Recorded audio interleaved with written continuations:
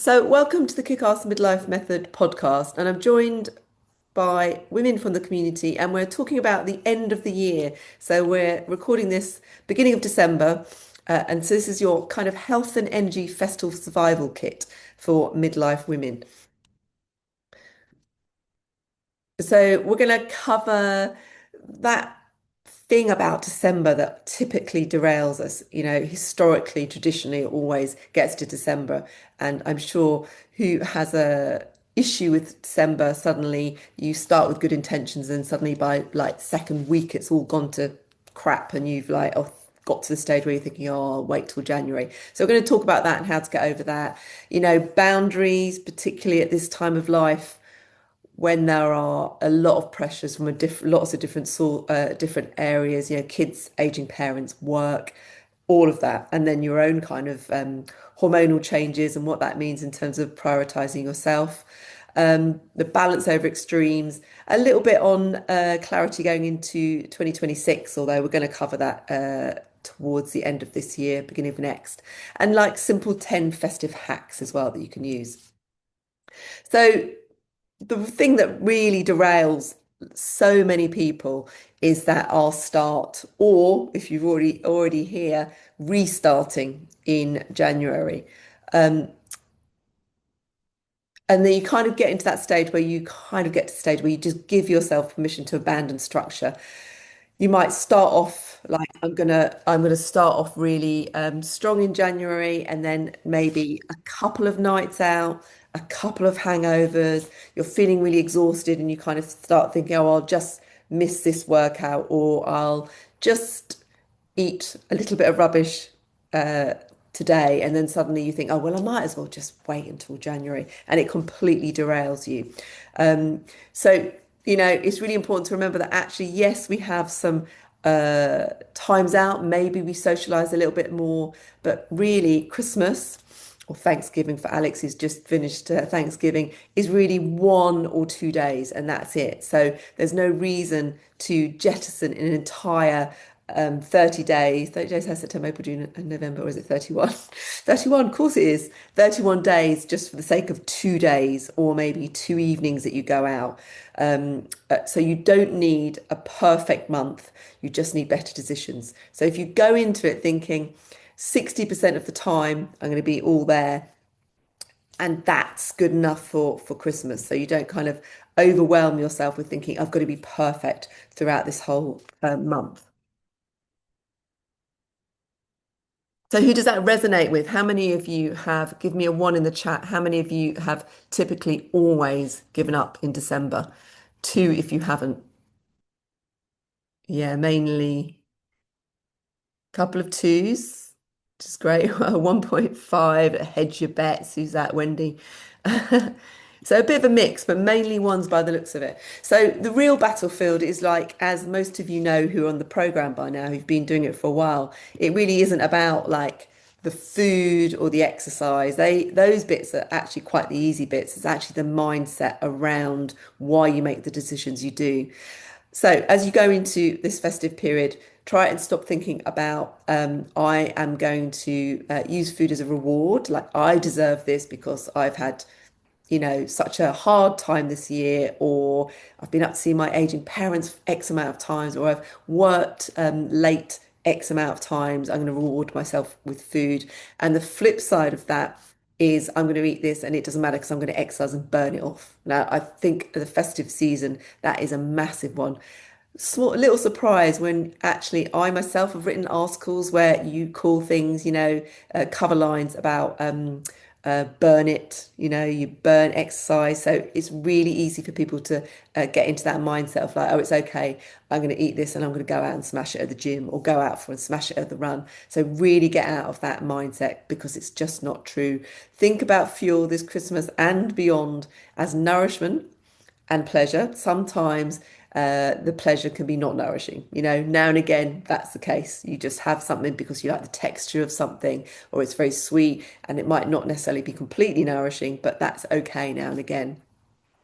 And again, thinking about one meal, two days, one evening doesn't cause body fat gain. So that's really important to think remember that. So I'm still getting this a lot on check-in forms that people have put on maybe zero point 0.5 grams or something like that, 1 gram, and you immediately think it's body fat.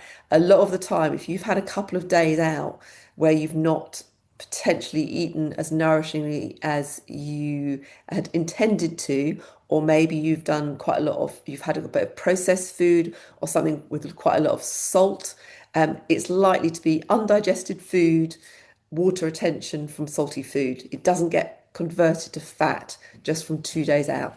So it's don't allow your scales to make you spiral and think, I might as well give up and just reset in January. It's not about that. It'll be so much harder if you do. Yeah, so resume, don't spiral. The only productive mood is progress. Try not to wait until Monday. Try not to literally think, well, what can I do in my next meal? And that immediately helps halt that kind of downward spiral. Because if you've had a big lunch or you've been out for dinner, it doesn't mean to say you have to have a crappy breakfast as well. And then consistency comes from ordinary days. So progress isn't built in perfect weeks. It's not about, as those again who've been in the community know for a while, it's not really about the perfect times when you've got no work on or work's really relaxed or there's no pressures from outside. Actually, the consistency and the real progress comes from showing up when it's hard and you just keep going.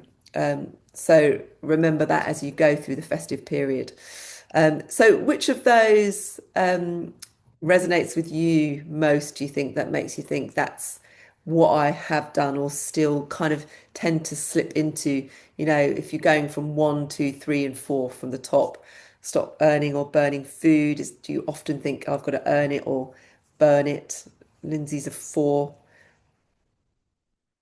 This is what you're aiming for, three, three. So yeah, well, a bit of a mix, but two and three seems to be the the biggest ones, and four actually.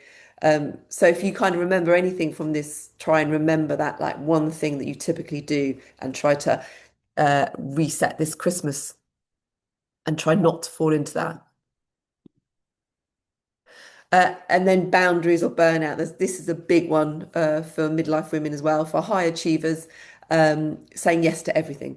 If you say yes to everything, it's really good idea to remember that when you do that, what do you mean you're saying no to? And often that's your own well-being.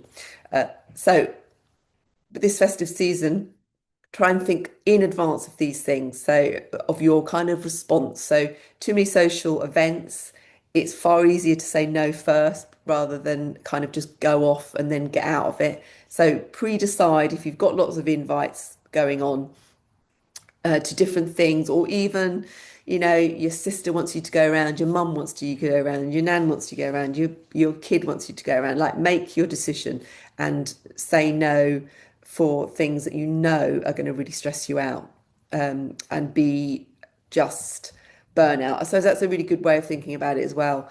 You either create boundaries, or the flip side is you will burn out. So create those boundaries.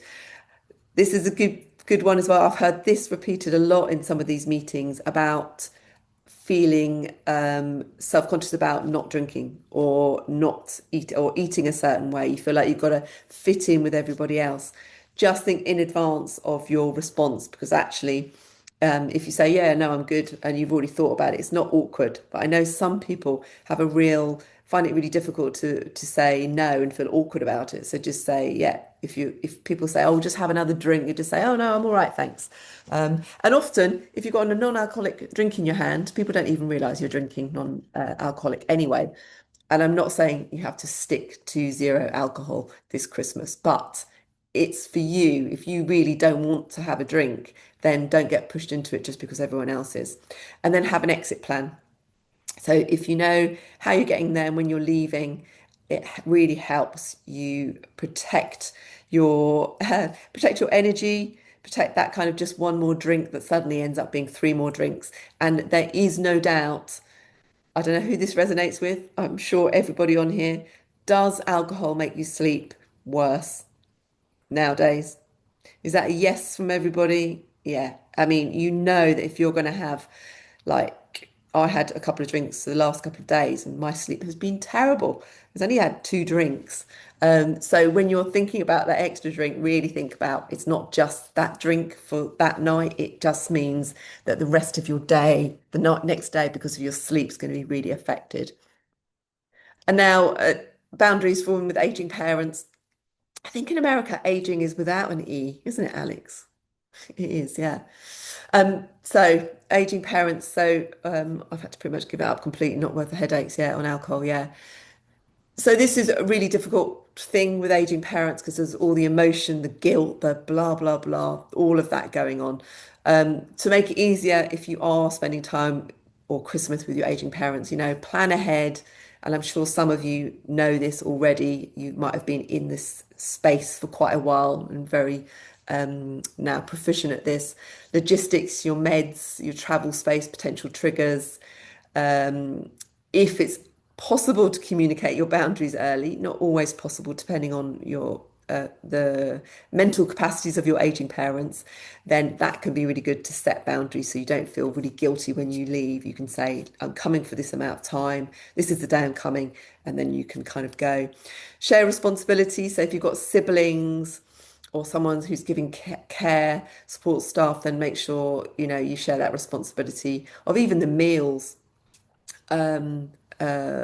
the meals and who's going to be helping out, and then practice your protect your emotional mental health. So when you're again, if you're going to leave, I know what it's like when you're feeling really guilty and suddenly you're feeling like you've got to stay for even longer, then you resent it and then it's all just a nightmare. So just know what's going to cause your triggers, what's going to cause their triggers, and prepare for that as much in advance, even if that is means writing it down. All of these things, if you write them down, help you. It's a bit like writing a diary. You know what's in your head, you know how you feel, but until you sometimes write it, you don't actually realize.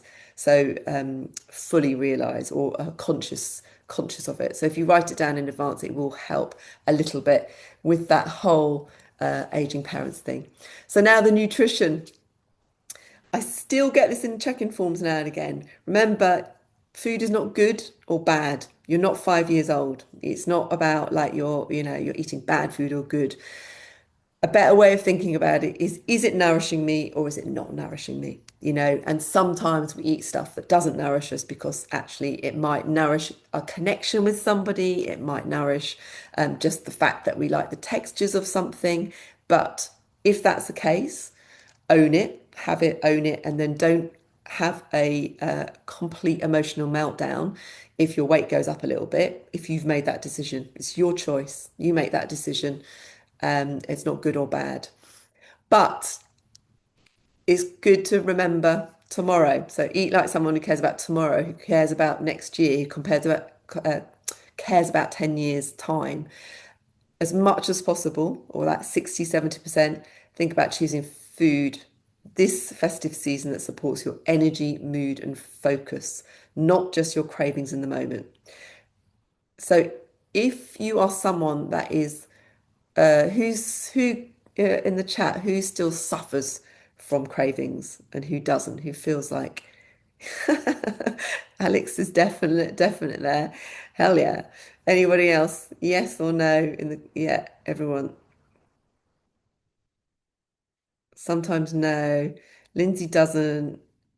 Yeah, it's interesting. I only suffer from cravings now if I haven't eaten the right things in the first place. So you kind of really got to look at, it can be related to your menstrual cycle if you're still having a cycle. So that can obviously definitely affect things. But the more you can hack your environment and hack your structure so that the structure supports what you're eating, the less likely you are to have cravings. You just won't have it. And the more you eat food that nourishes you, the less you'll have cravings as well.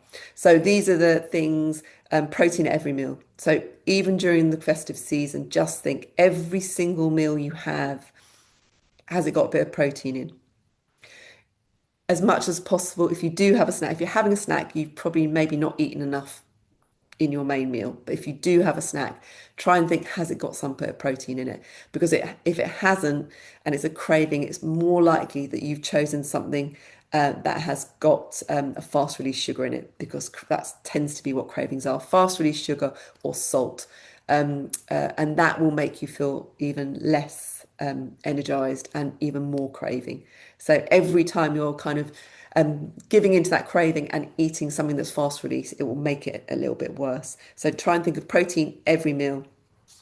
Um, you know, in terms of the festive season, that's things like, smoked salmon, blinis, turkey, broccoli, sprout and almond salad, seafood, those kind of things for your breakfast, your smoked salmon in your breakfast, your eggs. Chia seeds, like flaked almonds on porridge could be a good choice instead of like whole nuts, because I see sometimes in your porridge and your pictures like whole handfuls of nuts. A better way of doing it is just having flaked nuts, because you won't be so calorific. Skipping meals, big one that happens at Christmas and socializing. I'm going to not eat very much at lunch, or I'm going to skip lunch because I'm going out for dinner. Do not do that, because all it does, it means you're starving. You get to dinner and you basically eat the entire bread basket before you even got round to looking at what's on the menu, or whatever that is. So don't bank. I see this, it drives me nuts on Instagram. I see people, influencers, fitness people saying bank your calories for later. Do not bank your calories for later. If you go out and you've gone over your calories, so what? It's one night. It is counterintuitive to your health, maintaining muscle, maintaining energy, to bank or save calories for later. So don't do it. And then pick treats you want. So same thing as I was saying earlier. Own it. If you want a treat, have the treat and own it. But try and choose what you actually really enjoy, rather than just thinking, I'm going to have it because it's everywhere and everyone else is having it. So yeah, like I was saying, 70-30 or 60-40 rule. So nourish 70%, prioritize your whole food still, your protein, vegetables, try and avoid too much of the Marks and Spencer's pre-packed foods, or stuff like that, that support your energy. So every time you eat something, you kind of think, is this going to actually support my natural energy, not that kind of fake energy you get from a very fast, like caffeine or a fast sugar release. And then 30% during the festive season for foods you just genuinely love, your cocktails, your wine, your desserts, without guilt, or just without guilt. Is that, go into it with thinking 70-30%. At the end of the day, I mean, you should still be tracking, whether it's your photographs or actually tracking.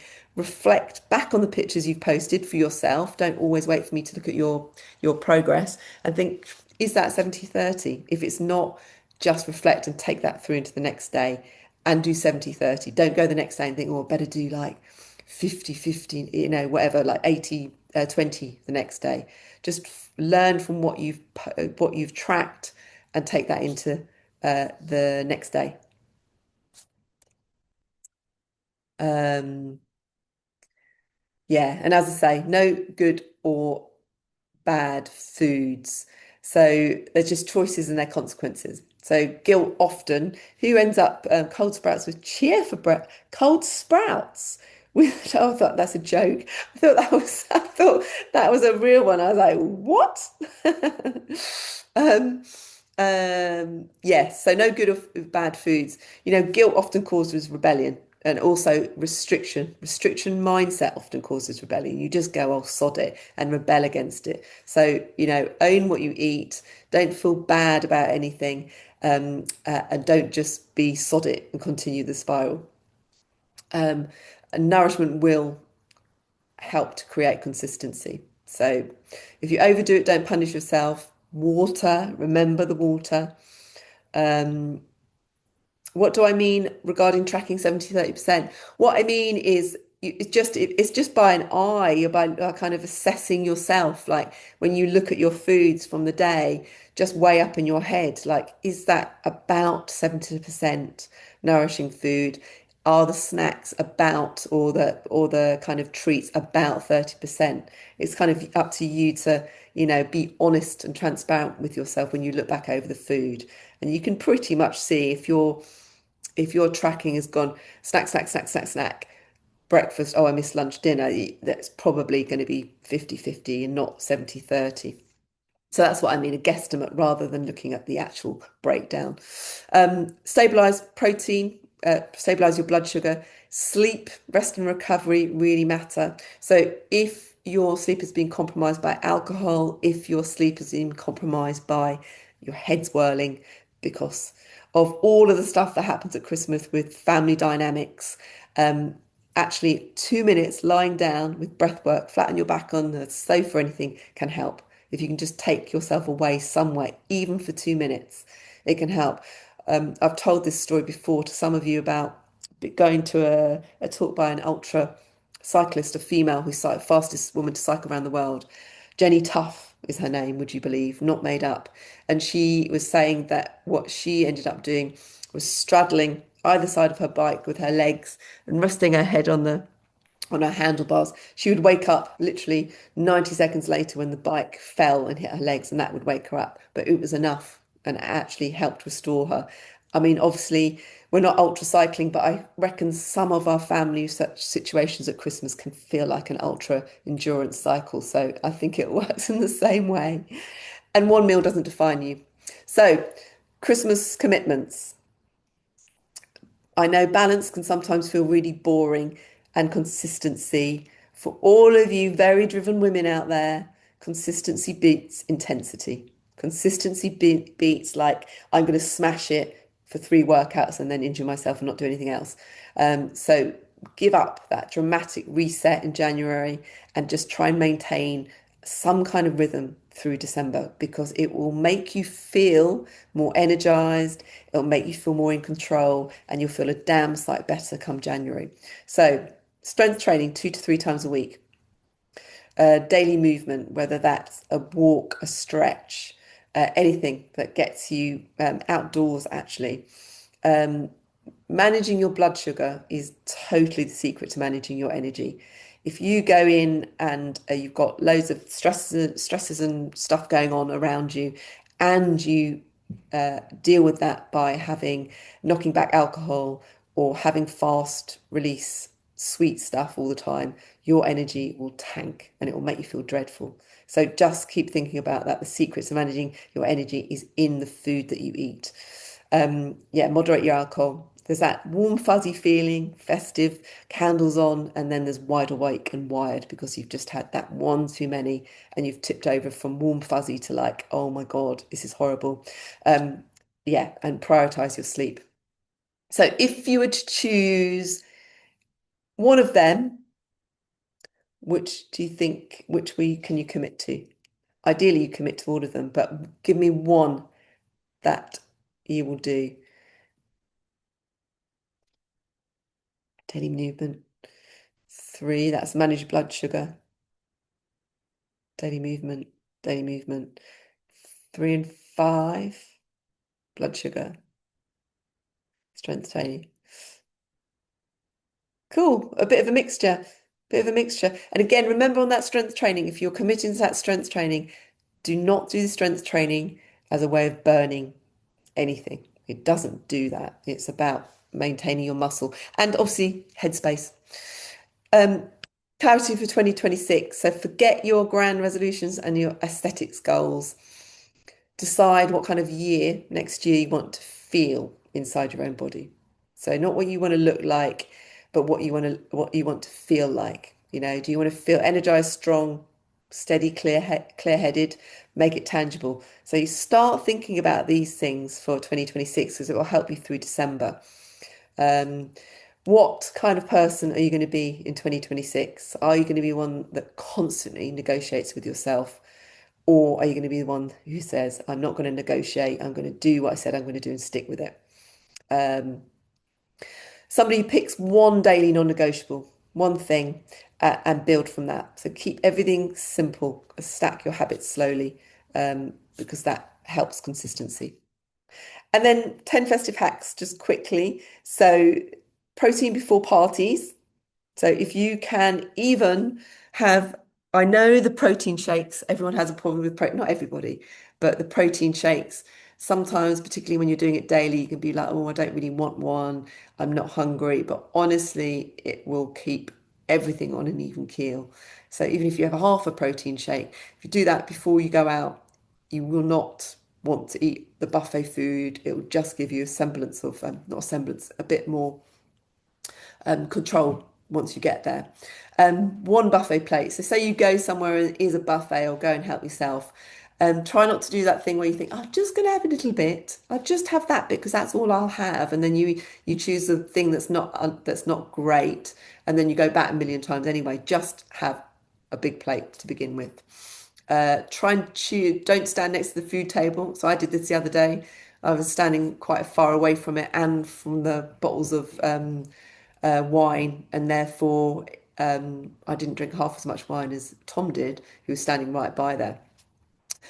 Clear drinks. I don't know what your favoured tipple is, but clear drinks will be better than sweet cocktails because the sweet cocktails will make you keep wanting to drink it. You just down it really quickly without realizing it. So as I said on a um, uh, before, I think on a previous one, martinis. They're my way forward now. Go martinis, vodka martinis. Yes, Alex, protein shake before Thanksgiving slowed down how quickly I drank my wine. Yeah, it does make a massive difference. And say if you are going to, this is a big thing, people being really embarrassed, you go to someone's house and you're like, oh God, um, uh, I don't know what the food's going to be like. Obviously, if someone's invited you for dinner, there's not much you can do. Obviously, you go and you just enjoy it because that's about connection. But if there is a situation like my family, my parents, we do not eat very similar foods. So I try always to say, oh, shall I bring a dish? Because it will save me no end of like, oh, trying to get through something. So suggest bring a dish, especially with friends. It just makes it so much easier. And then at least you've got something that is consistent with your overall aims. Alternate every drink with water. Choose your favourite treat and ditch the rest. Decide your leave by time.